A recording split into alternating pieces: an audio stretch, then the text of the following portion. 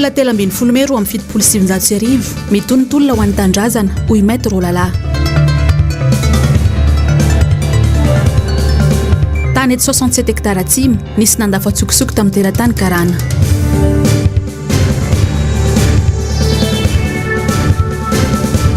Vaccine Covishield tsy mitovy serasera tamin'ny Covid Organics.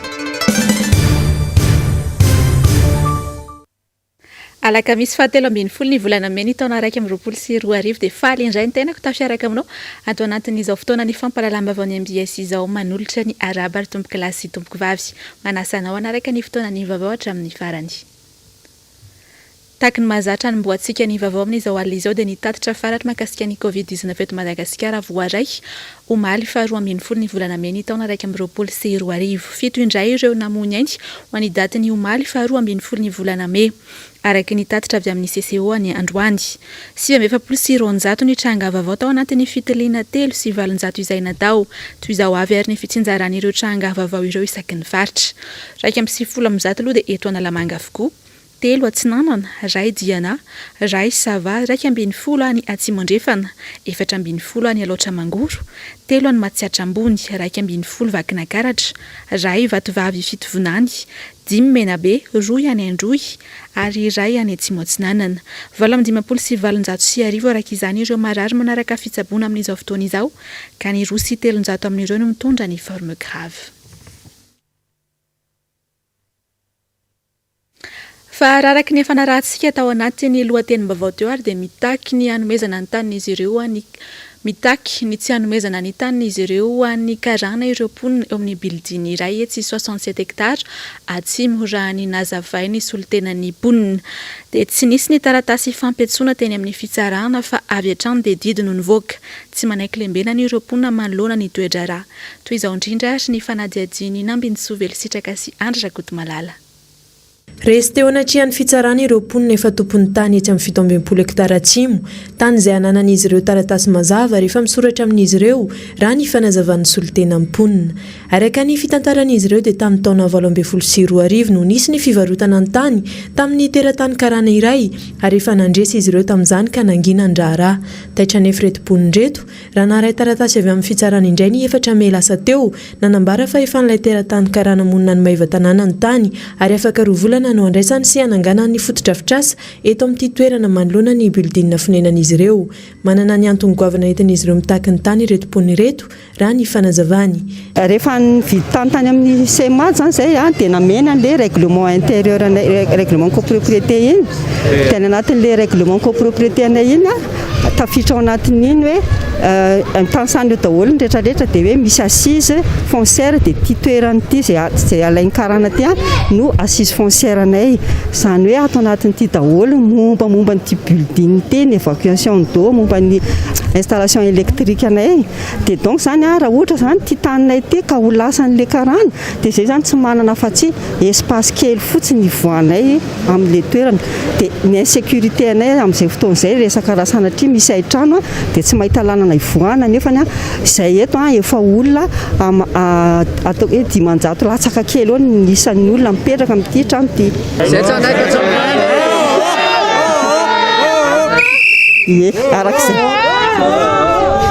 Arak'izay tenin'ny eninareo zay zany dia tsy manaiky zay fa miady hatramin'ny farany izay.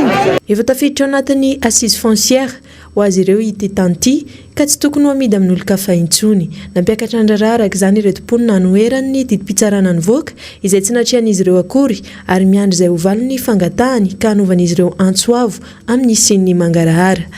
Efa misy taratasy zany ara-dalàna zany azonay. Zay mahatonga anay miteny tany amin'ny commune sy ny CIMAD hoe assise foncière ty tsy mitovy mihitsy mantsy ny assise foncière sy ny espace vert. Assise foncière zany dia hoe efa anay le tany, anay le toerana. Koa nahoana no lasan'ny karana torak'izao tamika le izy dia ohatr'izay zany le mba edinay zany eo fitondram-panjakana mba jereo akaiky zay efa mijaly zay.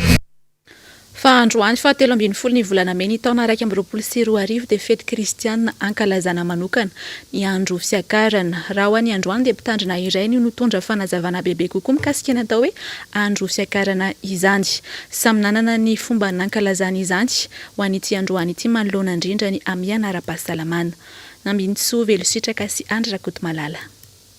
Folo andro mialohan'ny Pentecoste no ankalazan'ny kristianina ny andro ny fiakarana na ny Ascension izany. Andro atsiarovana manokana ny akaran'i Jesoa tany an-danitra raha ny vanim-potoana no asindresaka.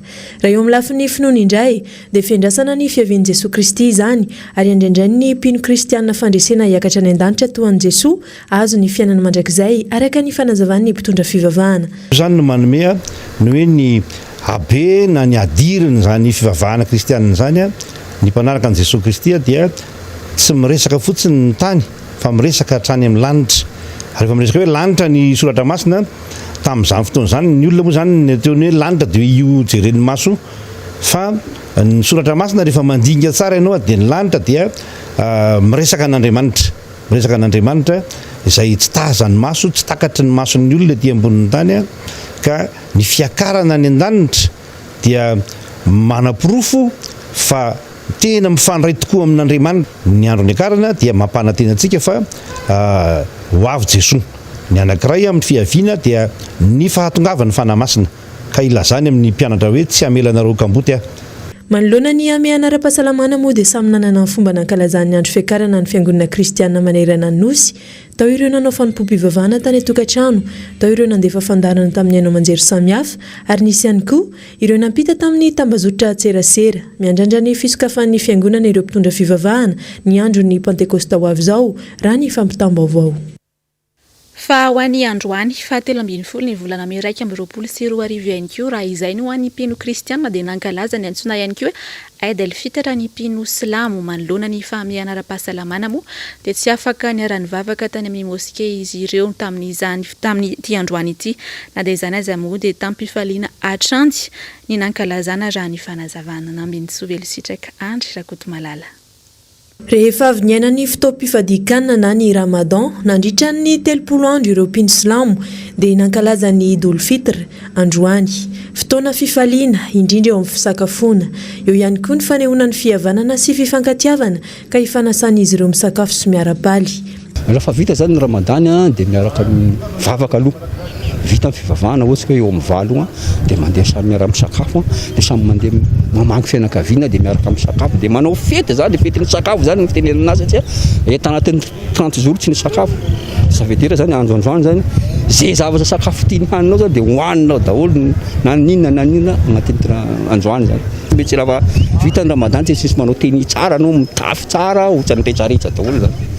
Tsy ny sakafo ihany no tandremana nandritra ny Ramadan fa teo ihany koa ireo fitondran-tena samihafa niainga tamin'ny alalan'ny jeren'ny maso eno ny sofiny arika sy an-tanana sy ny vatana. Ho fanonerana ny tsy fantaterana dia misy ny zakat al-fitr izay aseho amin'ny alalan'ny fizarana ho an'ny hafa na ihany koa ny fanaovana asa soa ho an'ireo sahirana. Fotoana anatin'ny ray volana iny zany possible zany mety maro ny zavatra mety mandalo eny anao olombelona possible mety mandainga anao. Mety mijery zavatra tsy tokony jerena anao, mety ny zavatra rehetrarehetra zany mety ho jerenao fa anao maka olombelona dia ny akamoraina zany le izy hoe raha fa vita zany ny Ramadan dia mamoaka zakat al-fitr io zany avoaka zany io amenan'ny olona zay sahirana zay manana fa hitsanavana le izy na olona sahirana mamoaka koa fa hoe tsy terena zany fa ny tena marina zany le olona mpanangoana mamoaka zany hoe mba hanesorana ny zavatra le nandalo tagnatin'ny ray volana iny. Fa ny majanga kosa indray dia tsy mandro fahalemana ny tanàna amin'izao fotoana izao mitombo ny mpanendaka sy ny mpidorika zava-mahadomelona any an-toerana any. Betsaka araka izany no mitady vola amin'ny alalan'izay fanendahana izay. Efa nisy ihany moa ny tratra ny mpitandro ny filaminana hatramin'ny alatsinainy teo. Samy mamonjy. Salomon Prosperine teto Mahajanga ny talata 12 volana May lasa teo tamin'ny 12 sasany atoandro teo amin'ny jirama amboboka ireto tovolahy anankiroa izay voatadaza sy malaza ratsy amin'ny fanendahana eto Mahajanga indrindra moa ao amin'ny fokotany Tsararano Nosikely sy Tsararano Ray Manontolo iny izany. Voasambotra ny iray tamin'ny voalohany ary rehefa aveo dia nosamborona ihany koa ny iray manaraka. Rehefa nanambotra ny ora io zay dia nalaina moramora tsy naninona sy fa manana solonanarana izy natao hoe gijaka. Zany hoe gijaka io efa amin'ny fanendahana izy zany amin'ny fanendahana zany zay tena tsy azo atao ninina. Ary ny namany koa rehefa samborona voasambotra fa namaly ny mpitanjo filaminana zany hoe nanohitra tsy nanaiky ny raisina samborona moramora napiseho ny fahaiza-manao no mitanjo filaminana ary voafehy foana ny fanamborana anazy. Tsy mandry fahalemana araka izany Mahajanga voalohany amin'izao fotoana izao, amin'izao asa ratsy ataony ireo tanora izay voalaza ireo. Mety andany ihany koa nefa ny alatsinainy fahafolana me lasa teo tokotokony tamin'ny 8 ora alina dia sarony ampitandrina filaminana ihany koa ireto tovolahy ireto rakotikody izy ireo tao Tsarambroso ambany nitondra fonosana rongony izay miisa 2010 teo eo. Ny alatsinainy fahafolo volana me faraika amby roapolo sy roa arivo tokony tamin'ny 8 ora alina rehefa nanao fisafona ny tanjony filaminana teny amin'ny Tsaramandroso ambany dia nahatsikaritra tovolahy roa izay kodikody va nahita amin'ny polisy pirenena ary ny savana izy ireo dia natsatrana rongony tsiraidzay avy. Rehefa tsatrany ireo zalareo dia nanoro hoe tetsalotetsy ny vidiananay ny rongony io dia nanantona teny koa moa mitanjona filaminana dia voasambotra ireo mpivarotra rongony io miaraka amin'ny fonosana 5 sy ireo vola resety na versement azony tamin'ny fivarotana ny zany rongony zany. Midiky zany fa ny asa ratsy tahaka izao sisa ny falambolon'ny tanora eto Mahajanga satria tsy misy intsony ny falambolo hafa akoatra ny ireo toerana izay efa nisimbana toy ny gymnase, stade Rabemananjara ary ny tenisy izay hoezahana hopitehana amin'izao fotoana izao. Zany tokoa hoe zany no afan'ny tanora eto Madagasikara indrindra moa fa eto Mahajanga amin'izao fotoana izao. Rahantsika manaraka eto kosa indray ary ny vaovao tapatapany isan'izany ny vaovao avy amin'ny OMH satria dia manoloana ny ahateraky ny fahafantarana fa misy mitondra ny tsimokaretina Covid-19 ny tantsambo sasany ny asa tao amin'ny sambo mpitatitra solika Mahatsangy ny volana aprily lasa teo dia nitondra fanazavana tamin'ny alalan'ny fanambarana androany OMH na ny office malgache des hydrocarbures ny vohitra tao anatin'izany ny lalana nalehan'ny sambo Mahatsangy tao anatin'ny iray volana farany voalaza tao anatin'ny fanambarana ihany koa fa tsy nivoaka ny sambo ireo tantsambo nandritra ny diany na matsy ireo tobo fitehirizana solika ireo voalaza tao anatin'ny fanambarana ihany koa fa atao fitiliana avokoa ireo tantsambo rehetra isaky ny ilaina ka nisy tamin'izy ireo no tsy marary fa kosa mitondra ny tsimokaretina Covid-19. Fa voasambotra androany tamin'ny valora sy sasany tao Ambohibolakely commune Morajanogara Idelakely izy dia ilay jiolahy paka olonankeriny sy mpampiorooro tao amin'ny faritra Betsiboka sy Analamanga ary Alaotra Mangoro ireo zandary mpampandro tany izay nanao azalambo azy hatrany any Zorobe sy ireo zandary tany an-toerana no nahasarona azy avy amin'ny loharanom-bavao Maripoditra teo ampisamborana azy moa dia voatifitra ny fehiny avy ka nentina hotsabony any Moramanga sady natao andromaso entitra. Eo amin'ny vaovao maresaka iraisam-pirenena kosa indray ary dia mbola anatin'ny ady sy ny zera-bomba tanteraka amin'izao ry zareo Israeliana sy ny Palestiniana ny hamafy hatrany ny fifandonana alina ka ny tombona anaraka izany ihany koa ireo namony ihany sy ny naratra etsy ankilany miantso fitinoana kosa ireo firenendehibe maro Njavandre Mahefa sy Tokra Marolahy. Tao anatin'ny 3 andro ny sesy tsy nitsahatra ny zera-bomba teo amin'ny Israeliana sy ny Palestiniana. Ny toy ny tifitra roketa nataon'ny Israeliana omaly alina tao Hamas. Ny famaly ny tifitra teo amin'ny Rotota. Araka ny tatitra tafakatra 320 ireo namony ihany tao Palestina ka ny 70 amin'ireo dia zaza ary efa mahery 400 no maratra mafy amin'izao fotoana izao. Tsy lazaina intsony ny transo ny foto-drafitr'asa simba. Etsy-ankilany tafakatra 7 ireo maty tao Israely ka nisy zaza iray sy miaramila iray. Anjatony ihany koa ireo naratra. Akoatra izay, mbola nitoy ihany koa ny fifandonana teo amin'ireo mpikoma arabo sy ny mpitandro filaminana tao Israely. Sivily sy fiarana mpitandro filaminana maro no lasibatry ny fahampitehana. Nanameloka izany moa ny Prime Ministre Israeliana ary nilaza ny tianaiky mora izao. Manoloana ity ady ao Proche-Orient ity kosa dia miantso fitoniana eo amin'ny Rotota ny fianakaviam-be iraisam-pirenena toa ny ONU, ny vondrona Europiana ary États-Unis. Nanambara kosa nefa ny filoha Amerikana Joe Biden fa mendrika ho tohanana ny Israeliana manoloana ny zera-bomba nahazo azy nataon'ny Hamas. Tompon'andraikitra Amerikana ambony maro ihany koa nefa nanamafy ny fanohanan'izy ireo any Israely.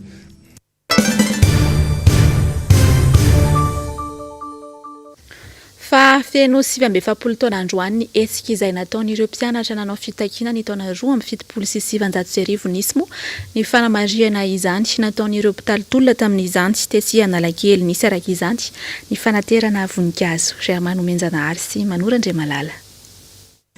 Enim-bolana talohan'ny hafarany ny repoblika voalohany no nisy ny hetsika izay nataon'ireo mpianatra tamin'ny taona 2007.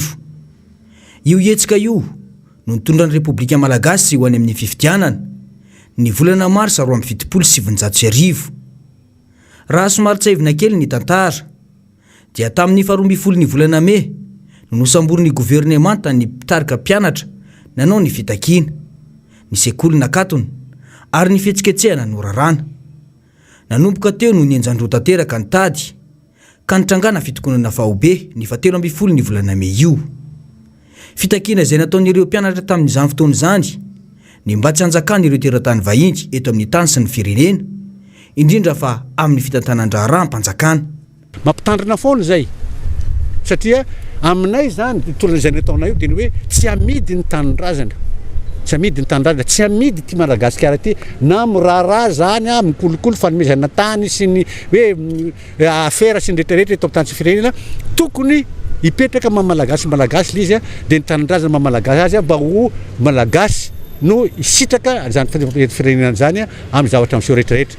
Ka noho zany dia petraka tsara mihitsy izy fa hoe tsy misy eritreritra hoe zaosy le zavatra fa hoe mametraka voninkazo zay petraka amin'ny voninkazo ampy anay zay ary mbola veliko ihany fa hoe na misy milaza ara fa hoe hanao fankalazana tsy misy fankalazana io, tsy misy hoe fankalazana zany mbola veliko ihany fa hoe misy balle zany na misy gala descent fa ity mametraka voninkazo zay dia bye bye. Tsy mijanona ny tolona ho an'ny tanindrazana ho hiatrany nambarany. Manomboka mahazo laka indray mantsy ny fanomezana tombonday ny ho an'ny vahiny eto amintsika amin'izao fotoana izao.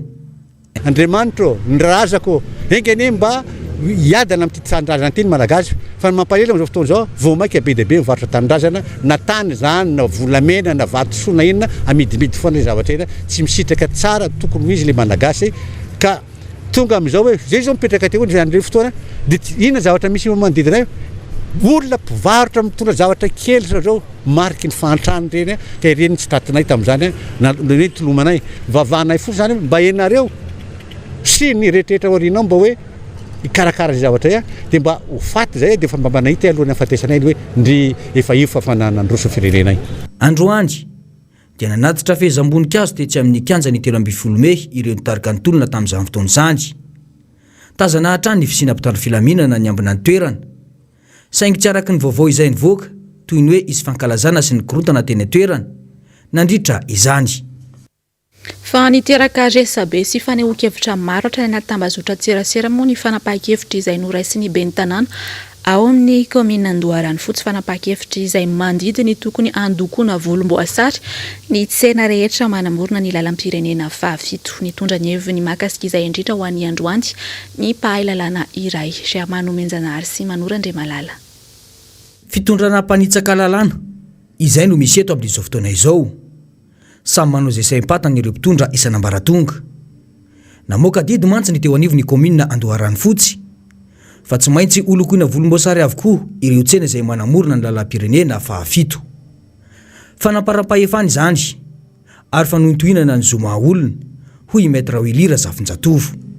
Tsy mahatoky tena fahafandraisako an'io sady faratsipana ihany satria maninona no atao an'izany hoe lokona parti politika anankiray no apetraka rangaranga sy iobiobiana ohatran'izany kanefa le vahoaka malagasy rehetra na mipetraka eny be da be sady nefa tsy faly amin'ilay zavatra satria mety misy hafa koa lele tian'olona atao mety atao fotsifotsy io manina forcenao atao hoe orange le izy ka sady maro porte politika hoe na tsy parti politika aloha tsy na tsy te hiditra amin'izany koa le olona manjary ohatrany voatery mitra manao le izy ka raha ohatra ka mandaa amin'io le olona homenatra izy satria tsy hanao le olona dia manaonao foana izy fantatrany olona azy ka za miteny fa hoe ny fanaovana politika atao foana izy satria manana porte politika anao ianao ataova mpaindrena le zavatra fa aza hoe sy mbainao na hoe ataonao maratra ny androm-pon'ny olona aza ataonao maratra ny olona sasany amin'ny zavatra tianao atao ataova amin'ny tokony izy le izy satria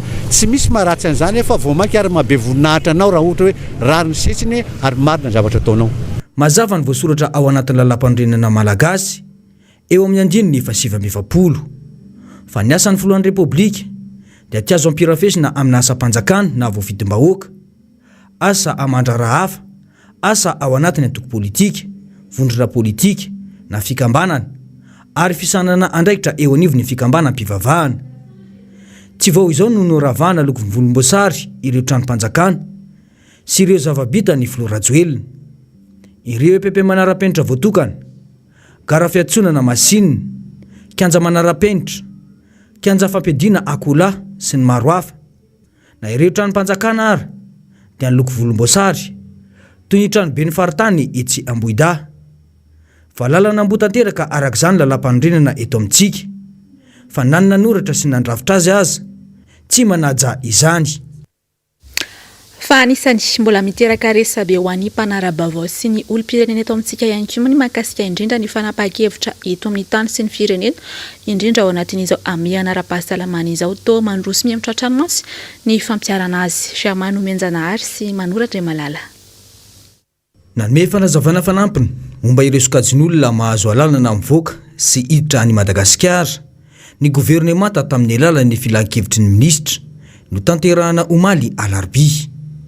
Ireto avy no mahazo mivoaka sy miditra: ireo maso ivovahiny miasa simonina eto Madagasikara, ireo manampaizana manokana eo amin'ny sehatra ara-indostria stratégique ka miara-miasa amin'ny fanjakana, ireo iraka manokana ny fanjakana ka manana ordre de mission ara-dalàna, ireo mpanao fanatanjahantena teratany malagasy ka mandray anjara amin'ny fifaninanana iraisam-pirenena lehibe.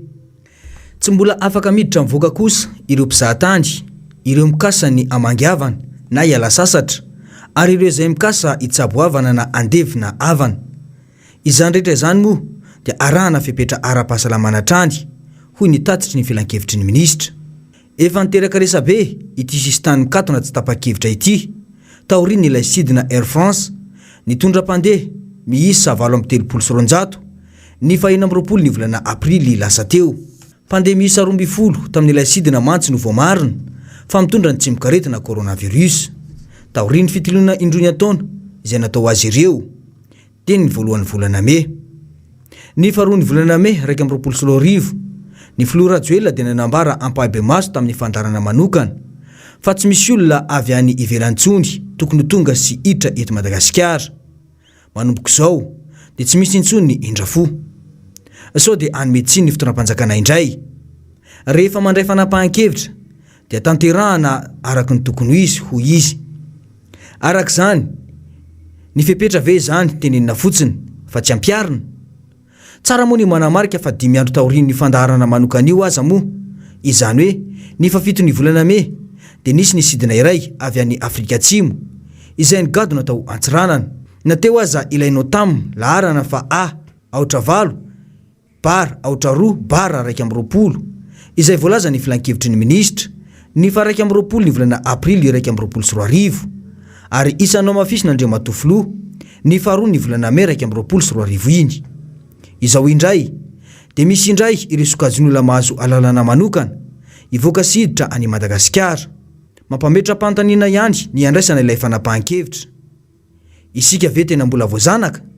Sa kosa misy ireo tompon'andraikitra ambony manana tombotsoa manokana arovana any ivelan'ny nosy, sa ihany koa entina anapirofona amin'izao tontolo izao fa voafeny aretina? Mety anamafisana statistika ve? Tsy misy tranga vaovao na koa tsy misy mampanahy mba ahafahana miverina amin'ny fiainana andavanandro? Eo amin'ny lalana ihany koa natao an'izy zany. Marina fa maro ireo didim-panjakana ny raisiny momba io sistany mikatona io. Rehefa metimety amin'ny mpitondra dia ampiarina, fa raha tsy dia mifanohitra amin'ny tenenina ny atao, toy izay notapahana tamin'ny filan-kevitry ny ministra izao. Mazava ny an'ny mpitondra, ny politika vao ny tombontsoa ny vahoaka aloha.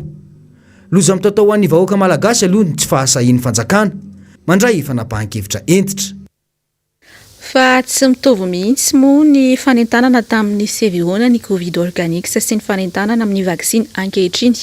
Raha ny fahitan'ny mpanara-baovao tsy misy mihitsy aza ny serasera ka lasa misy fiantraikany amin'ny fiarovatena ny vahoaka io fihetsika ataon'ny fanjakana io, hoy ny mpanao politika iray. Siamano Menjanahary, Nzavandre Mahefa sy Manorandre Malala. Hatramin'izao aloha dia tsy misy mihitsy ny fanentanana mikasika ny famporisihana ireo vahoaka anao vaksiny. Tsy mitovy ny fihetsiketsehana sy ny fanentanana izay nataon'izao fitondram-panjakana izao rehefa navita ny tambavy Covid organique. io vaksiny io anefa dia ny raha ny filoham-pirenena sy ny mpikambany akademia mpitsabo malagasy nanapaka sy nandiniky saingy tsy tazana mihitsy ny filoham-pirenena fa miady rery kosa amin'ny ministra ny fahasalamam-bahoaka. Inona ny tena antony izany? Tsy mihevitra anao fanentanana momba ity vaksiny ity ihany koa ve ny mpitondra? Misy fiantraikany amin'ny fiarovan-tena ny vahoaka io fihetsika tsy mendrika io hoy ny teo anivon'ny RMDM. Tsy latsika ankoatran'ny iandrondrina ratoelina izay tsy hita mihitsy nefa izy ny tokony nanao sely fiotrany tamin'ny CVO. Tonga le vaksiny tsy niteny ary tsisy communication passe mihitsy avy amin'ny vahoaka. Aiza tamin'ny lancement CVO andriamatoa filoha mihitsy ange nisotro daholo ange le ministre nisotro tamin'ny député fa hatramin'izao aloha ny zavatra hitanay dia tsy nahitsy izay nankely azy. Any hoe zany le vaksiny zany tsy dia namaika amin'ny fanjakana raha azoko atao ny teny azy fa voatery akolaka angambany izy avy aty amin'ny mpanohitra na avy any amin'ny firenena hafa satria tsy afaka makany ampitandranomasina izay tsy nanao na efa tena tsy rarahina vahoaka mihitsiny fa zareo matoa tafavoaka any ampitandranomasina ny sasany dia nanao ihany fa tany ampitandranomasina ny nanao fa aminay ny communication zava-dehibe ary tokony hoe ny fanjakana mihitsy manao an'le izy afon mba arisy lahatra le vahoaka malagasy satria tsisy akoatra amin'ny vaksiny ange hatreto aloha ny hitan'ny firenena rehetra azaonao miaro ny tena amin'ny aretina. Tsara manamarika fa ny tanjon'ny Covax dia ny fanomezana vaksiny Covid-19 hatramin'ny 20 mponina eo izay manampy amin'ny ady amin'ny fifehezana amin'ny valanaretina Covid-19. Ny faran'ny herinandro lasa teo dia nanambara trano ny italian'ny OMS afaritra Afrika fa manambana amin'ny kontinanta afrikanina ilay andehan'ny fahatelo amin'ny valanaretina Covid-19. Hatreto dia tsy misy mihitsy ny serasera avy amin'ny mpitondra fanjakana. Na ny vadin'ny filoha Rajoelina aza dia tsy retsaika mihitra hatramin'izao kanefa herintaona lasa izay no nanindrena azy ho ambasador momba ny fanaovana vaksiny eto Madagasikara. Marihana fa rehefa misy ny hetsika vaksiny dia izy no loha laharana ary tsy mifidy na vaksiny inona na vaksiny inona. Manentana ny rehetra izy satria izany no asan'ny maso ivoho. Andrasana hatreto izay fanambarana ho ataony. Ny zava-misy aloha dia ny PRM tamin'ny 20 martsa lasa teo dia efa niteny fa ny CVO no nanasitrana azy ary miaro ny fianakaviany kanefa ho antsika malagasy ny ohatra dia miainga avy any ambony ka raha misy hatramin'ny fanjakana amin'ny fanentanana dia ho marisika amin'ny fanaovana vaksiny ny fanjakana. Ny azambara aloha dia samy resy lahatra ny rehetra fa ny vaksiny no manasitrana. Eo amin'izay vaovao mahakasika ny vaksiny Covid-19 izay dia nanomboka tamin'ny nahatongavany vaksiny teto Madagasikara dia tsy nandrenesam-peo mihitsy hatramin'izao ny filohan'ny Repoblika. Efa nilaza raha teo moa ny tenany fa tsy maharisika ny amin'izany fanaovam-baksiny izany etsy ankilany kosa. Efa irosady amin'ny fanaovam-baksiny andian'ny faharoa ireo nosy rahavavy anatin'ny ranomasombe Indiana araka ny vaovao navoakany hainao manjery iray ao Mayotte. Nzavandre Mahefa sy Tokra Marla. Il faut noter que le président de la République a boudé la cérémonie de réception des vaccins samedi dernier et le lancement de la campagne de vaccination ce lundi. Il faut dire qu'il a toujours préféré mettre en avant le Covid Organics, dit CVO, et le CVO+, la déclinaison en gélule. Il a encore dit il y a quelques mois qu'il préférait ne pas se faire vacciner et se contenterait du Covid Organics. Donc c'est en son absence que le ministre de la Santé a inauguré le lancement de la campagne de vaccination et s'est fait vacciner en premier. Et lorsque nous lui avons demandé s'il conseillerait au président de la République de se faire vacciner, eh bien un malaise s'est installé et c'est la représentante de l'OMS qui est venue à sa rescousse. Écoutez. Maintenant que vous êtes vacciné, est-ce que vous allez conseiller à Monsieur le Président de se vacciner? Monsieur le ministre, s'il vous plaît. Voalaza mazava tao anatin'ny fanaidadiny France 24 iny fa nitody damosina ary tsy lahara-pameana ho an'ny filoha Rajoelina ny fanaovam-baksiny. Raha nanontaniany mpanao gazety aza moa ny ministry ny fahasalamam-bahoaka ho fanentanana ny filohan'ny Repoblika hanao vaksiny dia tsy nahita ambaliny izany. Mbola ny Covid Organics ihany aloha hatreto no maharesy lahatra azy izay nolazaina sy nankalazaina fa hanavitra izao tontolo izao ary hanova ny tantaran'i Madagasikara. Ny mahagaga nefa ho hatrany ny France 24 dia mbola anatin'ny ady mafy tanteraka amin'ny valanaretina Covid-19 i Madagasikara. Ekena hoe manana ny safidy ny tsiraray hanao ny vaksiny na tsy, saingy eto Madagasikara dia ohatra miainga avy any ambony. Izany filoha izany raha teo dia ray aman-dreny sy tokony ho fitaratra ao amin'ny vahoaka ao aminy. Ny tsapa dia tara foana ny fanjakana malagasy rehefa mandray fanapahan-kevitra aty amin'ny ranomasimbe andianina dia taraiky isika amin'ny resaka vaksiny io araka mifanadihadiana nataony ianao manjery mayotte première ho an'ny nosy Comore efa miditra amin'ny andihan'ny faharoa ny vaksiny. Ny alatsinainy lasa teo izao dia efa nahazo tsindrona faharoa ny filoha komorianina Zali ary fatra izao no avy ho azy ireo.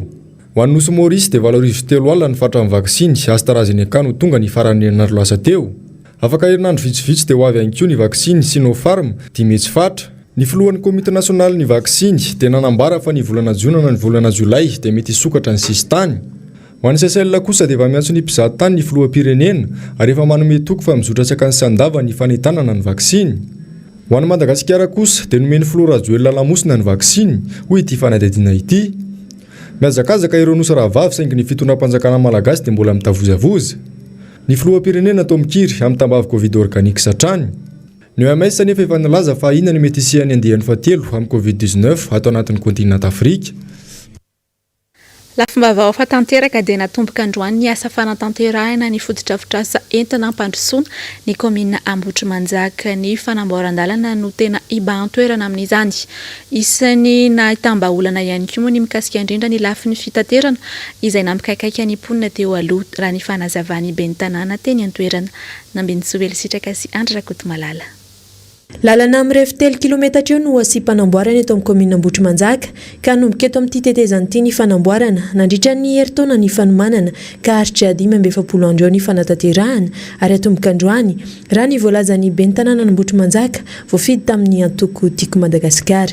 Tsaratsara marina moa zany ny antony anamboarana ity lalana ity dia satria tao anatin'izay herintaona izay nanangonany komina sy ny ekipany ny vola dia zany hoe tamberimbidy ho amvoakana Ambotrimanjaka amin'izay zany manomboka eto ahafantaranareo ny vola rehetra nalaina tany aminareo lalana ho tena maharitra sy mafia lalana ataontsika tanatin'ny komina. Teti-bola zany dia vola madiodio mangarangarana avy amin'ny komina Ambotrimanjaka no ahafana manao izao lalana izao. Tsy ny lalana ihany no nasimpanovana fa voava ihany koa ny olan'ny mponina eo amin'ny lafin'ny fitaterana.